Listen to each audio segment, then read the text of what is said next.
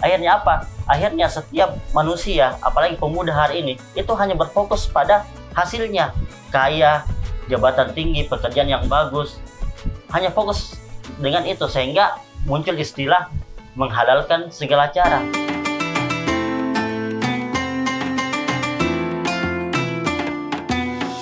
Sahabat dakwah Sulsel yang luar biasa, tentunya di dalam kehidupan kita ini ada begitu banyak impian-impian yang ingin kita capai, begitu banyak target yang telah kita tuliskan.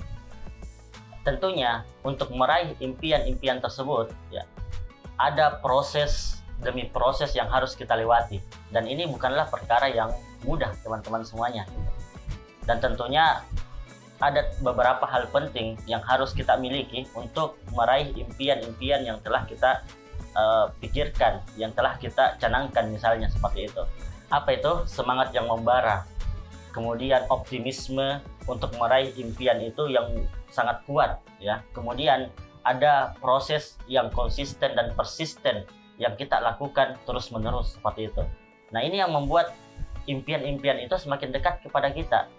Namun yang menarik teman-teman semuanya adalah ketika kita ingin meraih impian-impian kita ini, dalam perjalanannya ini ternyata banyak nilai-nilai yang telah bergeser dalam kehidupan kita sebagai seorang pemuda muslim. Dan ini sangat berbeda dengan bagaimana pemuda muslim di masa keemasan Islam itu ketika ingin meraih impian-impiannya, seperti itu. Apa di antara pergeseran nilai yang sangat kelihatan pada hari ini? Ya, kita lihat ya, ketika pemuda hari ini atau manusia secara umumnya ingin meraih impiannya, maka mereka sudah tidak melihat lagi bagaimana proses yang dia lakukan, ya, bagaimana cara agar impian tersebut bisa tercapai dan seterusnya.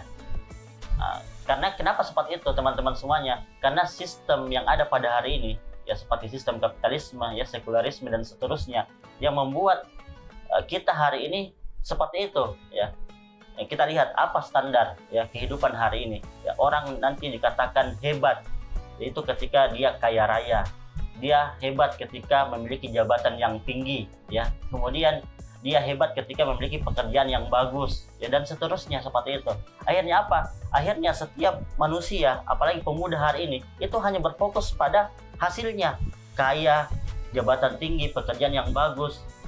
Hanya fokus dengan itu, sehingga muncul istilah menghalalkan segala cara. Nah, ini yang sangat keliru teman-teman semuanya. Karena kenapa? Nilai-nilai yang kita pertahankan sebagai seorang muslim, ya, dalam akidah kita ada begitu banyak prinsip-prinsip Islami yang harus kita jalankan, seperti itu. Dan itu yang membuat kehidupan kita lebih berkah, membuat proses yang kita jalani itu Allah ridho, Allah mudahkan, seperti itu.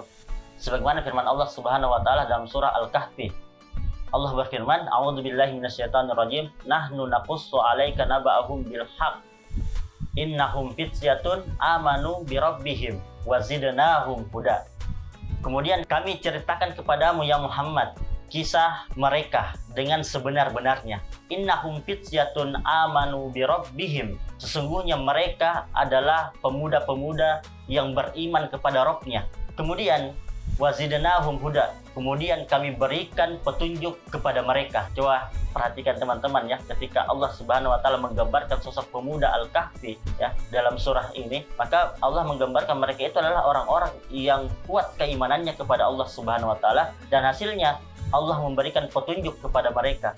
Ini yang kita butuhkan teman-teman semuanya, gitu. Apa itu? Petunjuk dari Allah Subhanahu wa taala. Bukankah ketika kita ingin meraih impian kita, meraih target-target dalam kehidupan kita ini, kita membutuhkan arahan, kita membutuhkan langkah jalan yang tepat, gitu, bukan jalan yang keliru. Dan dari mana jalan yang tepat itu kita dapatkan? Dari Allah Subhanahu wa taala, dari bimbingan petunjuk Allah Subhanahu wa taala. Sehingga apa? Sehingga ketika kita menjalankan prosesnya nantinya, Allah berikan kita petunjuk yang benar. Karena apa teman-teman semuanya? Karena keimanan kepada Allah Subhanahu wa taala. Lantas pertanyaan selanjutnya adalah bagaimana memastikan keimanan itu ada pada diri kita? Ataukah bagaimana mengukur keimanan itu ada pada diri kita?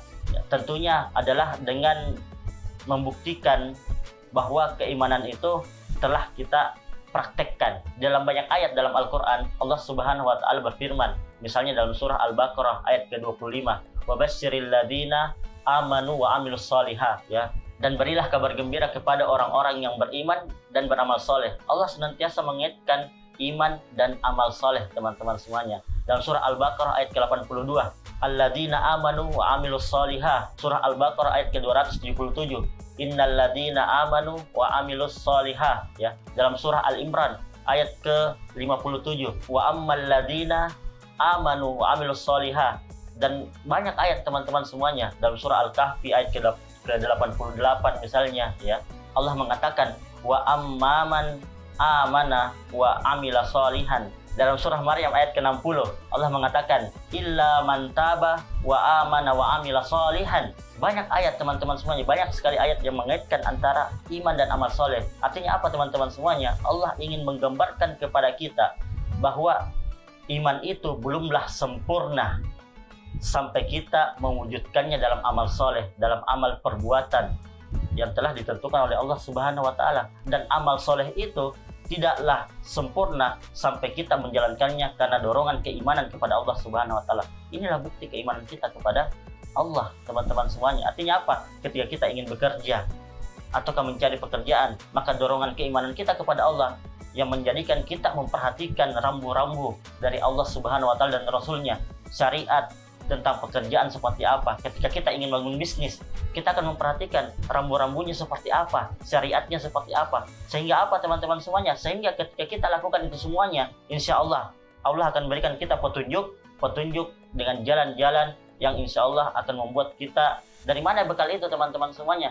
Sangat sedikit kalau kita hanya mengharapkan ibadah, sedangkan hampir ya 80% waktu kita ya selama 24 jam itu kita habiskan lebih banyak dalam aktivitas di luar ibadah gitu. Perbuatan kita yang lain, bekerja, ya kan, bercengkerama, ya, bermuamalah, ya, kemudian istirahat dan sebagainya, itu luar ibadah.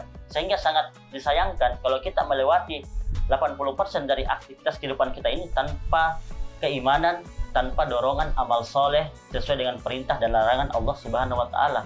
Kalau kita betul-betul menjalankan ini, teman-teman semuanya, ya, maka insya Allah setiap kehidupan kita itu bernilai pahala, bernilai ibadah, ya, dan sebagai bekal di akhirat kelak, gitu, insya Allah. Dan yang terpenting, teman-teman, tadi wazidnahum huda, dan Allah akan berikan petunjuk kepada kita. Insya Allah impian-impian kita lebih mudah tercapai, lebih berkah, dan insya Allah kita akan lebih bahagia ketika mendapatkan atau meraih impian tersebut.